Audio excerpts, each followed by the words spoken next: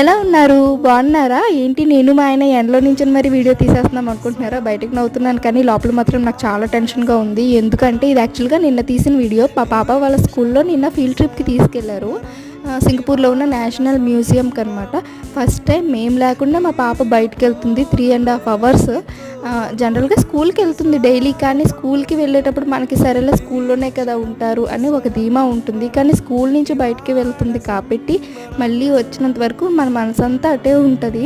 జనరల్గా ప్రతి parent experience చేస్తారు కదా, మనం లేకుండా పిల్లలు ఎక్కడికైనా బయటికి వెళ్ళేటప్పుడు.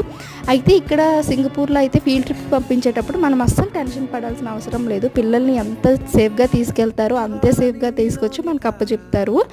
జనరల్గా ప్రతి 5 పిల్లలకి ఒక టీచర్ ఉంటారనమాట. సో అది ఎంత టెన్షన్ ఉన్నా కానీ ఒక్కోసారి మనం పిల్లల్ని పంపించాలి, వాళ్ళు కూడా సోషల్ అవేర్నెస్ రావాలి కదా. మీరేమంటారు?